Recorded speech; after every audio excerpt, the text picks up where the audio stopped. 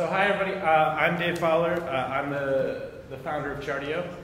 We basically do business intelligence in the cloud. A lot of our customers are startups, and today this panel is called Don't Go Blind into This, Why Knowing Your Data is Invaluable to Startups. And so we're going to focus a bit on startups and their data, and here we have a panel of people who work a lot with startups and their data, and so I'll introduce everybody.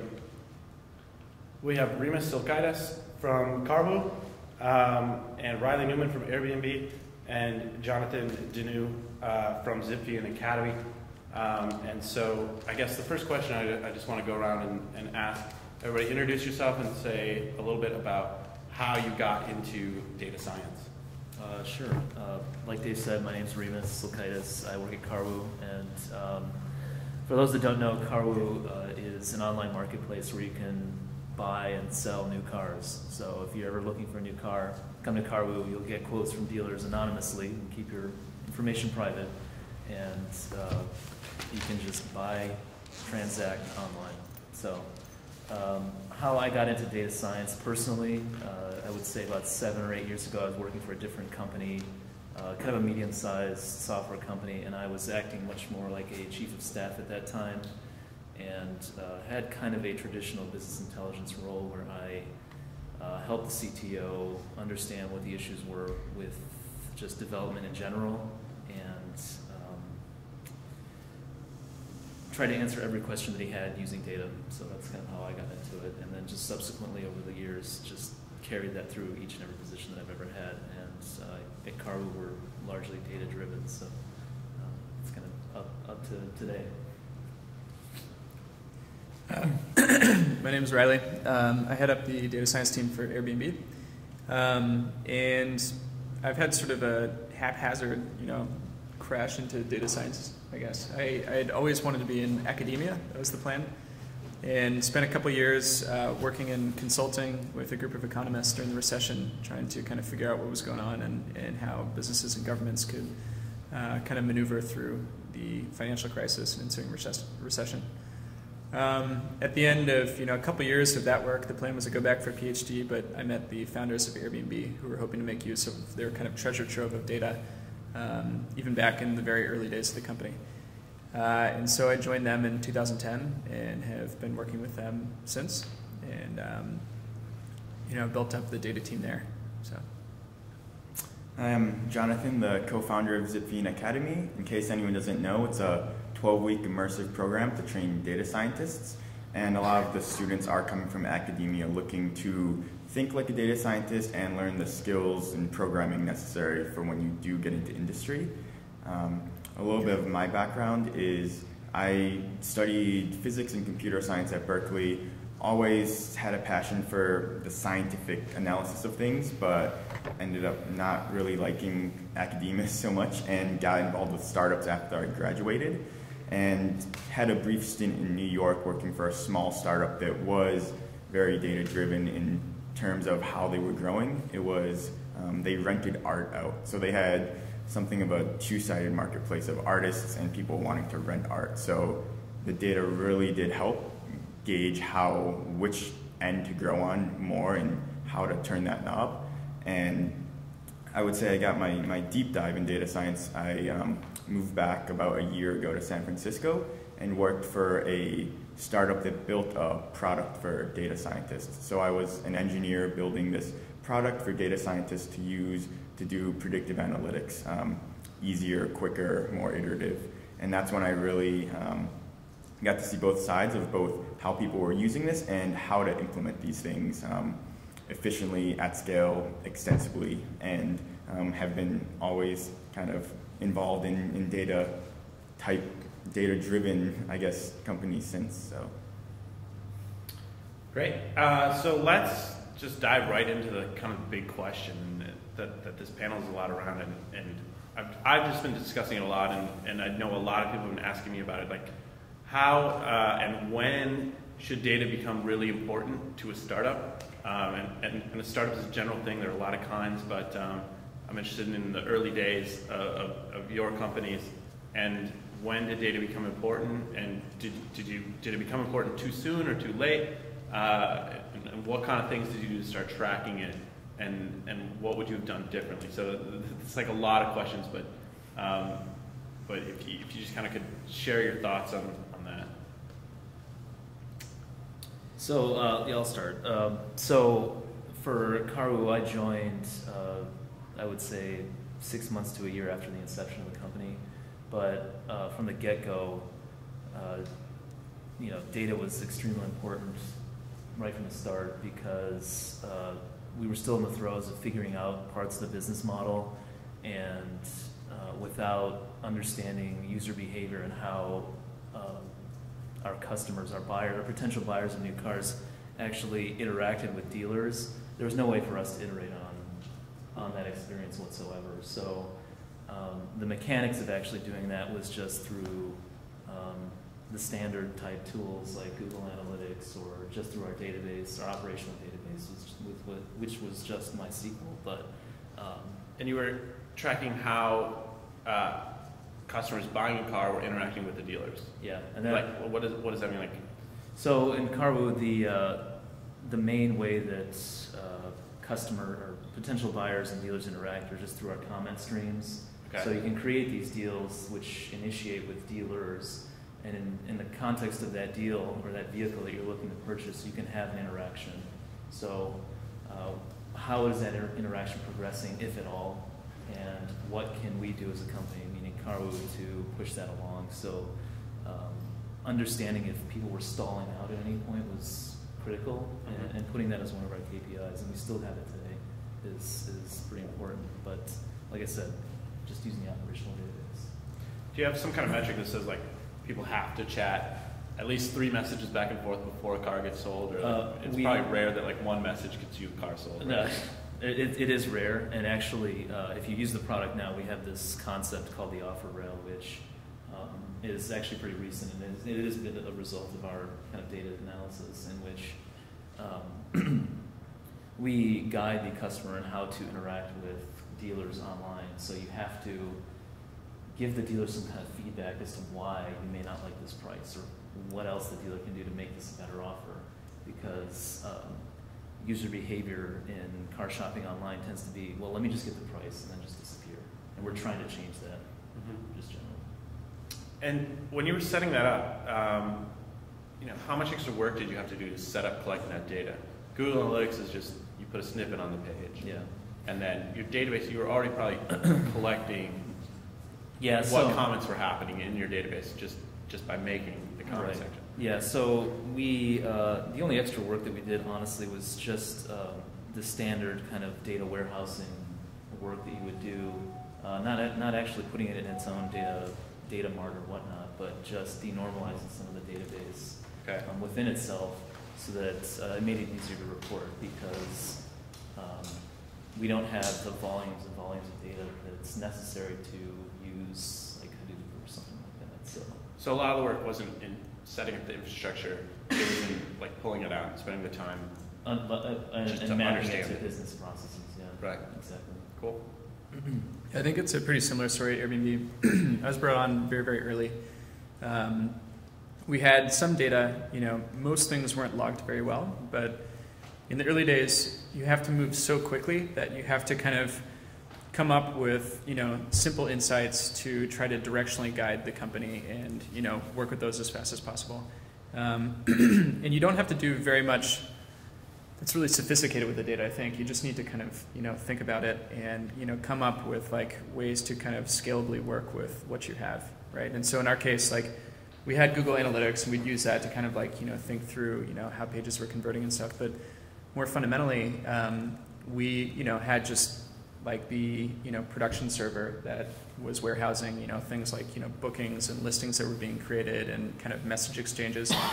And even with those kind of 3 simple sets of data, we were able to architect like an kind of like operational framework that just evaluated, the volumes of supply and demand around the world, and target that to specific markets to find where, there was an imbalance. And that became, kind of our guide to determine where to grow the company. So it's like a really, really simple framework, very simple ratio, and something that comes directly from our data and speaks directly to what the users of Airbnb wanted. And so just by setting that up, in the very early days, we're able to grow Airbnb very effectively. What was that system like? Did you program it? And how long did that take to kind of set up? No, I mean everything starts so kind of basically. Right. It's just MySQL script. You write it, you run it every day. You figure out which markets are are in need of growth, and then once you've kind of got that directional sense for where we need to grow, then you can dig in a little bit more to figure out in our case, what types of listings were being booked, what parts of the city, those were in, and then we'd come up with ways to try to, recruit more hosts in those cities. So I mean, it was a super simple framework, but it's one that has stuck with us ever since. We've gotten more sophisticated in the way that we, think about these opportunities, but it's all built on the same fundamental concept of having your community tell you where they want to be, and then operating against that. Cool. And you were brought on very early. How many engineers were on before they hired? You were the first data scientist. Yeah, there were 2, which is not enough. 2 engineers and then a data person. Yeah, exactly. And that's rare. You don't really see that in many places. Yeah, especially back then, in 2010, which wasn't that long ago, but it was before the term data scientist was coined, and and it wasn't that common to focus on data at that early stage. But I think the 3 founders of Airbnb, recognized that they were amassing a pretty significant amount of data, even very, very early on, just in the first kind of year of the business, and they needed that directional sense of what to do, because you're so resource constrained in a startup environment that you have to make very cautious decisions about where you put your time, and what the 2 engineers focus on, and then 2 of the founders go off and operationally try to work on. Those are critical decisions, and so they wanted someone to kind of help frame those decisions, so they're as impactful as possible. So that's kind of where we began, and we've built up the engineering team a lot, we built up the data science team a lot, but we've had a very tight partnership between analytics, my team, and basically everything going on in the company, because there's so much that we can speak to with the data that we have. Cool. All right. Do you have anything to add on? Yeah, I guess just at the schools at Phoenix Academy, it is something of a more interesting data problem, in that for us it's about a small class of very highly qualified students. So whereas usually people use data to see how to grow as fast and as far as they can, for us it even might become more of a hindrance. If we get 1,000 applications, we have to go through those, we have to interview students. So it's how do you use what data you have to target things more closely, and just in terms of when to start measuring, what to start measuring, I always say measure anything and everything, and don't throw anything away, because you may not realize 5 years down the line you want to see what your class looked like on the first class we went through. And something that we really want to start experimenting with is looking into how can we measure what's going on in the classroom. And I think a lot of, for us, the value that we can get out of the data is measuring how fast the students are progressing, how well they're dealing with the assignments, and how much they've learned from what they knew coming in to what they get coming out. So for us, we want to use it in kind of a 2-pronged approach to using the metrics we have to figure out where to look for new applicants, where to target kind of our marketing efforts, but also look at, of the students coming in, are we effective teachers in what we do, and how do you measure something like effective learning, especially when you don't necessarily have something like a Coursera, Khan Academy, where everything's online. You can tell how long people are watching videos for, when they stop, when they start, what questions they answer. So getting into the messiness of human interaction and trying to quantify that so we can improve our instructors and what we do in the classroom. So when Jonathan said measure anything and everything, you guys both nodded. But at the same time, your stories were kind of, about, you both mentioned there was one major KPI and you built a system that basically you didn't even build a system, you just did whatever you had to do to make that and measure that one KPI, and that's what you focused on. And so that other data was kind of, you were still recording other stuff, but you weren't probably using it at first, or? I think we had that one KPI because that's all the data that we had. That's all the data. So I think that's actually a really important concept for data science teams and startups in general. Like I totally agree with just log everything you possibly can so that you can make use of it later on when you start to think about ways to kind of like evolve your product. I think there was an important evolution for our team, beyond just working with the data that we have to actually guiding what's logged and thinking creatively about, ways to log things that we don't have much information about. So like a really important thing for Airbnb is the offline experience that people have when using the product, but that's not something that you have a lot of data for. And so like the company can't really take action on something that's like fundamental to the experience of using Airbnb until we've come up with some way to log the offline experience. There's reviews and stuff like that, but this is, something that, we need to think long and hard about. So our team has actually kind of evolved, we still obviously work with all of the data that we have access to, but we spend a lot more time now thinking about creative ways to log things that we're really interested in and actually implementing that logging ourselves. So there's a good point too. If you're a larger company, you already know this is our market, this is what we're doing. And this is kind of our revenue, our ROI equations, and you're tracking that, and it's all looking good.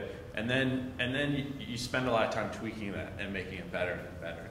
But at a startup, it's kind of like, okay, we haven't made any money yet. We don't really know if this is our market.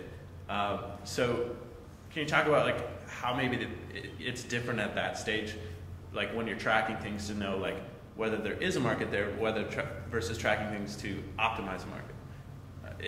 Are they the same? Or Well, I think it is kind of the same concept. Like in the same way that we were thinking about ways to evolve Airbnb where the community wanted us, I think, if the startup has any traction at all, like there's a signal there for, what people using the product, want to use it for or are, successfully using it for. Mm-hmm. And so the trick is to figure out kind of like what is that signal and like how can we do more of that, right? And so one of the examples that we had, from the early days was this professional photography program that we launched. And it's gotten a lot of press in the past, but basically it was a very simple thing. It was just like, by looking at markets where, there was imbalances between supply and demand, we could look at then, okay, well, what are the listings that are being booked in these markets where there's lots of demand, and how do those listings differ from one another? And the most important kind of distinguishing factor after reviews was pictures. And so it was like, okay, well, that's interesting. And so here in San Francisco, we got a couple professional photographers to go and shoot, listings that had, really poor pictures. And it was just like raining on the hosts after that. I mean, they're making so much money. They're just getting booked continuously. So it's like, all right, let's do more of that. And so we got more professional photographers and sent them out to other markets. And it was really, really successful. And it became something that we then scaled up from there. So it was prototyped very simply, but it all evolved from like a very strong but kind of small signal of what worked. So was that kind of a gut feel, like, did you first have the feeling, I bet better photos would work, and then you put better photos, or did you later think, I wonder if better photos are working, and then come up with some heuristic to measure? Yeah, I mean, I wasn't going to get like the Nobel Prize for photography being, significant. I mean, we all in our gut kind of knew it, but I think the important thing was, we set up a regression that, clearly articulated that, photos were significant. We experimented with photography. We did it in a sort of controlled experiment. It proved to be really successful. We expanded the experiment, tried it in other areas to kind of validate what we'd found, and it continued to be true. And so then we just rolled it out from there. Mm-hmm. Cool.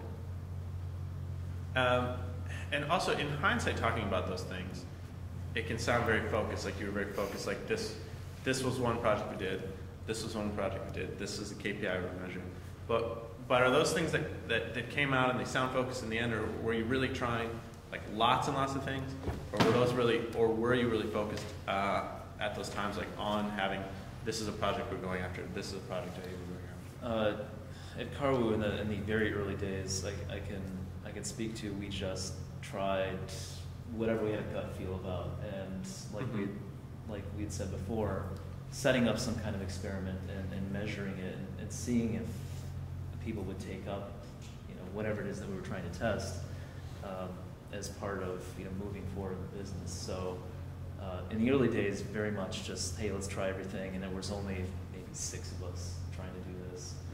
As the company has kind of grown now to about 40 or 50 people, we are much more strategic about how we think about, well, here's the vision of where we want to go. We want car buying to be an entirely online transaction, but what steps do we need to take to get there, and how much of this process do you need to include like a human or something like that? So we use that as our guidepost to then say, okay, what are experiments that we can do along the way that are in line with that, instead of just fan out and do everything that you can do.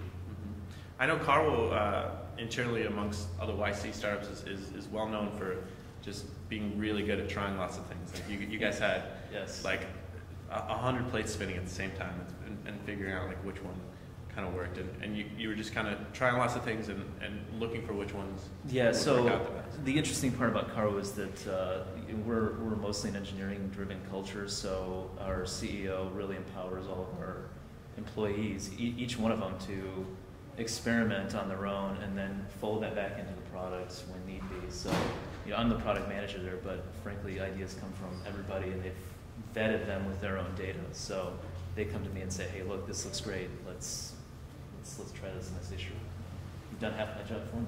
Cool. Yeah, I think on the Airbnb side, one of the most important roles for an analytics team is to really validate the concepts that the broader org has, right? So everybody's got an idea for how the product needs to evolve and what we can do to grow the company. And it's great when those are guided by insights coming from data, but that's not always going to be the case because, again, it was a data team of one, and there's a lot of things going on. But the important thing was to help people set up controlled experiments so that, like, if we did something, we knew that it actually had the intended impact, right? Because nobody wants to be wrong. Like, everybody wants their idea, their kind of baby, to be the thing that fundamentally changes the company. And in an environment where you're growing at all, it's easy to correlate everything with that growth. And so I had to be sort of the heartbreaker, that would come in and say, actually, no, like, it didn't work, But that was important because, again, you're in this super, resource-constrained environment, and, like, if you focus the whole company's time and direction on something that actually doesn't work, it's disastrous. Right. So maybe you're not logging everything that you need in order to kind of create the insight that would have inspired this one project. But if you do go out and test something, you want to know whether it actually worked. And that was really important. Right. That's great. A lot of startups I talk to, and that are our customers anyway, that are making dashboards, and they ask us, like, what more should I measure? Like, they already made like 200 charts and a bunch of dashboards, and they're like, oh, this is great. What more should I measure? And we usually are kind of like, I feel anyway, I'm saying to them, like, you're measuring too much. You're like, just like, pick the ones that are most important to you. What did your guys' like early dashboards look like, and how many charts? Like, you were saying that it was just a SQL command for you, like, in the very beginning, but then it kind of evolved from there. Yeah. But yeah, it evolved a lot. I think the problem with, like, the early days is you wind up with a lot of vanity metrics. Like, people want to see graphs that are, like, up and to the right, and so there's a lot of ways to make that. I think the right things to measure. First, you have to, like, figure out fundamentally what is it we're trying to accomplish, and what are, like, the 2 or 3 metrics that really speak to that. And not from, like, a volume perspective, but from, like, a conversion or, like, operational perspective that, like, really clearly articulates, like, where's the opportunity and whether or not we're delivering on that, or whether that growth is just a function of some sort of mix shift underneath the metric. So I think that was important. The initial sort of, like, operational framework that we devised, with supply and demand, was a way to kind of think about the company. But we had dashboards all over the place, and we had PDFs that were getting sent to teams with like 20 or 30 charts. And the problem with that is it really dilutes the message when you have that much data. And again, it slows the company down because there's a lot of processing time and communication time required to kind of make sense of it all. So it makes so much more sense to just align on what we're trying to accomplish, and then have just a couple metrics that really clearly speak to that. And and then have those be the things that everybody looks at every day and becomes totally ingrained in their minds. I would just mirror that. In the early days of Carwu, CSVs everywhere, PDFs, charts, everything else, and we finally boiled it down to, we were trying to create this great experience, but frankly, we just need to sell cars. That's it. It's if we're not moving the needle on that, we're not doing what we're supposed to be doing. So, getting that ingrained across the culture is important, but sometimes even departmentally, there are certain metrics that maybe that one tier down that are a little bit more important for them that speak to selling cars, that help them understand, are they contributing to that or not. So, like I said, early days kind of haphazard. Now we're kind of getting to, like we said, just standard 1 or 2 metrics. Last question, Jonathan, I want to start with you. There's a lot of people from Zigbee and Academy here, and what do you kind of train people who want to go into startups? What is a good startup data scientist? What is that? Yeah, one thing what traits do you have? that we really try to instill is just knowing how to get value out of things, because I think a lot of in this kind of bubble of data science is people want to just get some result, and whether that actually translates into something that the company can, one, both act on and provide value, it can be dangerous. And similar to what you two were saying about having dashboards with too many metrics and getting lost in it all, and it takes time and resources to just parse all that data. And when you're the one or second data scientist at a company, you should really be looking at what am I going to be able to do to actually help the product move forward, help get more people using whatever it is the company is selling. And I've seen and talked to a few companies where the data team, they basically tried to get people to do some analysis. They didn't know what analysis they needed or wanted to get done, but thought that as long as there's some really smart data scientist, PhD, making graphs and doing statistical analysis, that it was actually helping things. And in the end, the value that they were providing wasn't enough as to the cost they were to the company. So it's very important to, if you're managing data scientists or working with data scientists or analysts, whatever you want to call them, to make sure that you, if they're not already going in the right direction, can steer them that way, and make sure that you're not bleeding out for some analytics that aren't actually helping you. And if you are that data scientist, I think it's really important to always take a step back and look at things from a higher context or more contextual side of things and say, oh, am I getting lost in this machine learning algorithm? Why did I start this and where is it going? And just always checking in with yourself and the company and saying, is this helping you? Is this helping the product team? Are you getting value of what I'm doing, or should I be doing something completely different? I totally agree with that. I think the worst projects that data scientists work on are the ones where people come to them and ask for specific metrics. And this is something we really ingrain in the team, is that pay no attention to the metrics that people ask you for, because they're always wrong. They're always they don't speak to the actual thing that they want to understand. Rather, people should approach people on our team, or our team should work with them to figure out what is the fundamental problem that they're trying to solve, and then the data scientists should be able to create the metrics that kind of align that problem with the core sort of goals of the business. And that's really how we measure the effectiveness of our team. Is it's you need to understand how the business operates. And when people come to you and try to get your support or help with understanding what they're working on, you need to be able to help them connect the dots between what they're working on and what actually drives the business. So that's been really important from kind of how the organization operates with our team. But I think also when looking at data scientists to bring on to startups, you have to be really wary of people who are driven by kind of esoteric, academic questions. People who really want to kind of understand things, I think is great, but there's a big difference between academic and actionable insights. And the people who are always pursuing the academic side of things are just never going to drive anything. It's a huge problem. Pragmatism. Mm-hmm. Yeah. And yeah, being able to clearly articulate, what they're working on and why it's important. Do you have thoughts on what makes a good data scientist at a startup? I don't know if I can really speak to that. I mean, we don't really have data scientists per se at Carwu. I mean, it's one of these things where I think I'll mirror what's been said before, in that we really teach everyone to focus on the problem at hand, not necessarily, hey, I want to know how many deal starts have happened in the last 30 days. That doesn't really give us anything.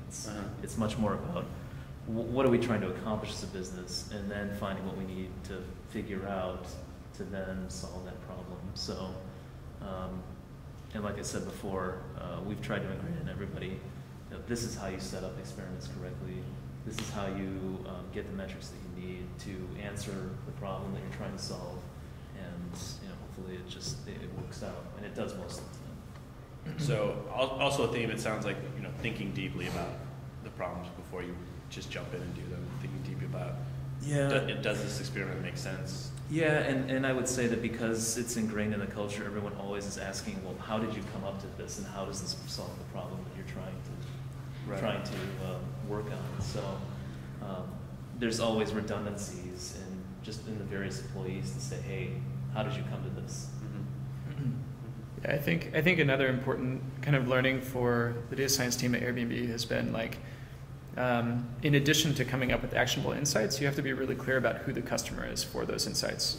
Because another big problem that we have is like, people will come up with something absolutely brilliant that really could fundamentally change the business, but there's nobody to operate against it or nobody to take action against it. And it's just crushing, and it's like, well, that's cool, but it was kind of a waste of time. I mean, you can shelve it and come back to it later, but like, it would have been more impactful to do something that really pushes forward a team that's already, you know, working on the problem that you've been thinking about. I see. So they come up with a data thing that would really impact the company, but there's not already a team associated with that. Yeah. So that you'd have to go through a lot more bureaucratic loops to get. So like earlier, you know, I took the example of like the offline experience and coming up with the framework to kind of log, you know, the experience that people have offline and ways that we could improve it and stuff like that. You know, like, you know, people want a clean listing that they go to, and sometimes they get there and the place isn't clean. So like, here's some metrics that we can, you know, use to figure out listings that were clean versus not, which is really cool. But if we have no team that's going to work on like cleaning services, then like, what's the point? You know, like it's, I don't know, it's just like a classic dead end. Right. And I think one important way to hopefully avoid situations like that, especially with one of the first data science hires if you are a startup, is just making sure you hire someone who's really good at communicating. And that also gets to the point of figuring out the right things to work on, how to actually get actionable insights from your analysis. If you're the data scientist and you're maybe really smart and really technical, but you don't have the view that the CEO or the product manager might have in terms of what's going to move the needle, what's going to push things forward, you have to be able to, one, communicate what you're working on effectively, but also ask them the right questions, because they don't know how to do complicated analysis necessarily. So it's up to you to kind of be the responsible one and say, oh, I know I might go down a rabbit hole with this one machine learning algorithm that I get to do at scale on Hadoop. And being able to get across what it's going to involve, how much time and resources, and what it's actually going to provide for all that is really important for the data scientists to get across the end result, but also before they even start with anything to say, is this what you want? If I give you this, is it going to help you, or is it not? Are you making people at Ziphian write a lot of essays and reports? Yep, every day. There's actually no programming, it's just all essay-based. Cool. I guess we can just open up to some questions. Yeah. Quick comment. So, kind of based on what you were saying, Riley, last week, the week before, kind of how the data science team at Airbnb hires and kind of how you run it. It almost seems like your successful data science teams are almost run like a startup within a startup, in that your customers are people within your own organization. The way you hire is very much like, you know, technical startup hires that you spin people in. And it's almost like you're running it as a business within a business. And the fact that you guys have to have your eye on the game, not just from your kind of larger business perspective, but also how you manage your team. Would you say that's fairly accurate? I mean, can you talk a little bit about? Yeah. I mean, I think that's true. I mean, we try to be a partner to every team in the company and simultaneously kind of maintain the like objective, understanding of what Airbnb is all about and like, where the levers are for driving it. And it's our job to then help teams kind of realize what they're actually driving for the broader business. Set up the metrics that they can use to kind of evaluate what they're doing and the experiments to determine whether what they're doing has impact. So I think from that perspective, you're right. We are a little bit of kind of an embedded like consulting firm within the company. We also, I think as I mentioned a couple weeks ago, we went through this period of trying to determine, should we be like a centralized team where it's just like this kind of ivory tower in the company, or are we embedded where everyone is, permanently kind of resting within these different teams around the company? And neither of those solutions are very good. The embedded team is kind of divorced from the broader concept of the company, and they become very subjective, and there's no career paths for the data scientists. And the sort of ivory tower team, becomes very esoteric and doesn't really they become very inaccessible, and slows down the broader organization. So, what we try to do is this kind of like hybrid, structure for the team that does wind up resembling, sort of like a mini business or mini consulting firm where you have the analytics team, but everyone is kind of farmed out to these different groups and kind of sitting with them and helping them think about things, but then getting back together to make sure that everyone's aligned in like, how the business operates and how the different groups are meant to kind of drive, the broader goals of the business. I think what really kind of just brought that to mind is what you guys are saying is you don't want to build something that may not be used by a particular business unit. That's very much like a startup mentality. It's that you need to market test. You don't build something in isolation to make sure that you have an end customer before you start building a product. And so I think that makes a lot of sense to me. Yeah, exactly. And it's kind of a painful thing for a data science team because everyone's got brilliant ideas for like what they could dig into and insights they could come up with and ways to kind of change the direction of the business. But another thing that I mentioned, a couple weeks ago is the significance of, communication. And like for a lot of data scientists, for like 90% of any problem is actually working with the data, building out the models, like coming up with the insights. And the last 10% is communicating those to the broader org. But the problem is if the broader org doesn't understand what you're working on or they're not convinced that it's valuable, then like all of it was a waste. So really it's like 90% of the problem is communicating that to the company and getting them to take action against it. So that's something that we really, really emphasize on the team is like you've got to know who the customer is and you have to be able to convince them that it's worthwhile when you're done. Otherwise it's a failed project.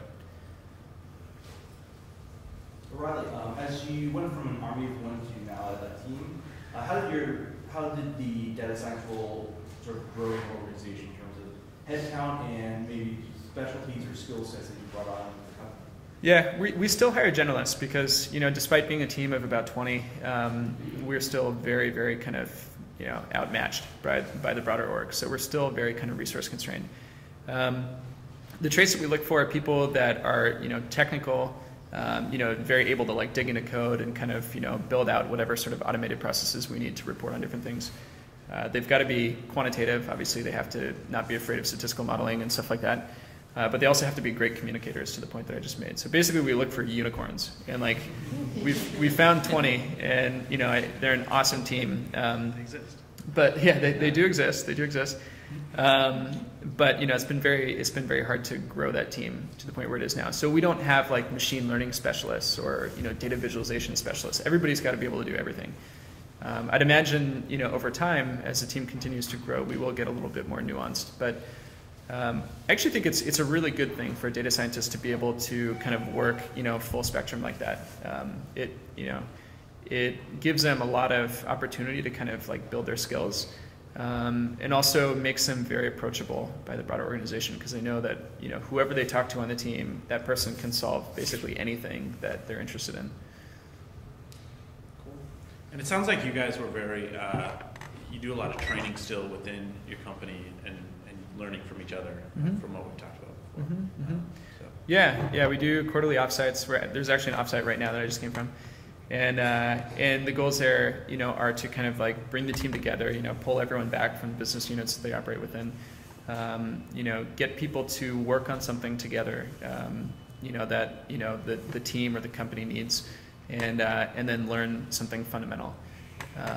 And so that's kind of like a quarterly cadence that we have, and then we also have a variety of different kind of initiatives within the team that get people to work together. A lot of like pair programming type of exercises, which is key because people have sort of a range of strengths and weaknesses, and by pairing people up that have very different strengths, they learn from each other, and the whole team gets stronger.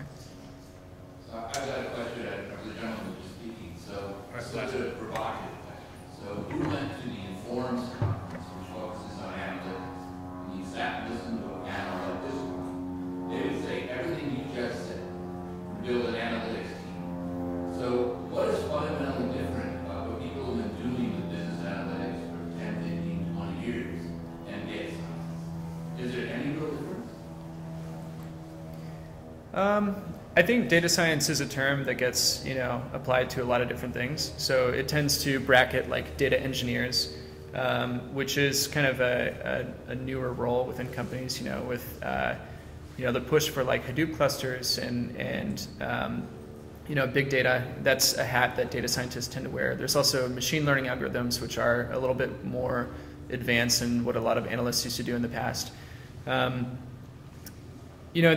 I think there's been an evolution from analysts to data scientists over the last 10 years, because in the past you needed analysts to be, like PhD statisticians to make sense of very, very small amounts of data.